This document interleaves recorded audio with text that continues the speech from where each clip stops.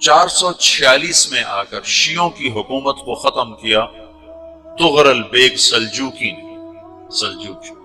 Seljuk مسلمان ہوئے تھے محمود غزنوی کے دور میں، سلجوک ان کے بڑے کا نام تھا۔ تو ایک دفعہ محمود غزنوی نے سلجوک سے پوچھا اگر مجھے تیری مدد کی ضرورت ہو تو کتنے آدمی پیش کر سکتے ہو؟ تو اس نے ایک تیر دیا، کہا یہ ایک تیر ہے میرا، کسی کو یہ تیر بھیج کر میرے علاقے میں بھیج دو تو چند گھنٹوں میں 1,00,000 تلواریں تیرا پہرا دینے کے لیے تیار ہوں، میرے پاس اتنی طاقت ہے۔ تو یہ سلجوک کی نسل میں تھا تغرل بیگ۔ اللہ تعالیٰ نے جب عرب زوال کا شکار ہو گئے اور ضعف کا شکار ہو گئے، جیسے بڑھاپے کا کوئی علاج نہیں، جب قوموں پہ زوال آتا ہے تو اس کا بھی کوئی علاج نہیں، پھر اور قوم کو جگہ ملتی ہے۔ جیسے بڑھاپا ایک فرد پہ آتا ہے، ایسے بڑھاپا قوم پہ آتا ہے۔ قوم کا بڑھاپا جوانی میں نہیں لوٹ سکتا، جیسے فرد کا بڑھاپا جوانی کی طرف نہیں لوٹ سکتا، قوم کا بڑھاپا جوانی کی طرف نہیں لوٹ سکتا۔ کوئی علاج نہیں، نئی نسل کا آنا ہی علاج۔ تو عرب دھل چکے تھے، 600 سال بہت ہوتے ہیں حکومت کو، اپنی صفات گم کر چکے تھے، اب نئے خون کی ضرورت تھی۔ تغرل بیگ پہلا شخص تھا جس نے آ کر اہل السنت والجماعت کو استحکام بخشا، شیعوں کی حکومت کو ختم کیا، بغداد سے، شام سے، ان سارے علاقوں سے۔ صلاح الدین ایوبی نے اسماعیلی شیعہ کی حکومت کو ختم کیا، مصر۔ العاضد ان کا آخری خلیفہ تھا۔ صلاح الدین ایوبی نور الدین زنگی رحمۃ اللہ علیہ کا پروردہ تھا، اس کا دوست تھا، اس کے دوست بھی تھا، بچہ بھی تھا اس کے سامنے، زیادہ لکھنے پڑھنے کا شوق تھا۔ پھر اللہ تعالیٰ نے اس سے کام لیا اور اس کو مصر کا گورنر بنا کے بھیجا، مصر کی مدد کے لیے بھیجا۔ تو وہاں اس نے صلاح الدین ایوبی نے وہاں ختم کیا، تغرل بیگ نے یہاں ختم کیا۔ تو پھر سلجوک جو تھے نا، یہ اقتدار میں آئے۔ ادھر ختم ہو گئی سلطنت بنو عباس کی، مصر ایک چھوٹی سی ترکوں کی سلطنت۔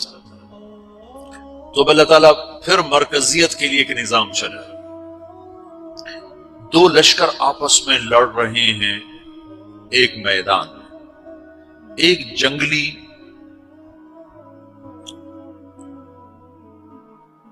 بدوؤں کا قافلہ، جنگل کے لوگ اپنے قبیلے کو لے کر، ایک جنگلی قبیلہ اپنے سردار کے ساتھ نقل مکانی کر رہا ہے ایک جگہ سے دوسری جگہ۔ اللہ کا نظام کہ یہ لوگ چلتے چلتے چلتے اس وادی میں پہنچ گئے جہاں جنگ ہو رہی ہے، دو لشکر آپس میں لڑ رہے ہیں۔ جب یہ وہاں پہنچتے ہیں تو ایک لشکر کے قدم اکھڑ رہے ہیں اور دوسرا غالب آ رہا ہے۔ ان کو نہیں پتا شکست کھانے والے کون ہیں اور فتح پانے والے کون ہیں، ان کو نہیں پتا۔ اس جنگلی قبیلے کے سردار کا نام بھی تغرل ہے، تغرل۔ تو یہ سردار کہتا ہے جو شکست کھا رہے ہیں ان کی مدد کرو، کچھ پتا نہیں کون ہے، کہتا جو شکست کھا رہے ہیں ان کی مدد کرو۔ تو 400 وحشی جنگلیوں نے فاتح لشکر کے پیچھے حملہ کر دیا۔ تو یہ کافی ہوتا تھا، 400 دوڑ جب تلواریں پڑی تو چند لمحوں میں نقشہ بدل گیا، بھاگنے والے جم گئے اور جمنے والے بھاگ پڑے۔ جب جنگ ختم ہوئی تو شکست خوردہ لشکر کے بادشاہ نے ان کو بلایا، اسے پوچھتا ہے مجھے جانتے ہو میں کون ہوں؟ کہا نہیں۔ کہا تو تم نے میری مدد کیوں کی؟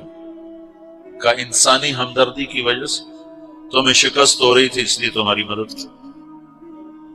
اور اس نے اپنا تعارف کرایا، میں ہوں سلیمان سلجوکی، ترکی کا بادشاہ۔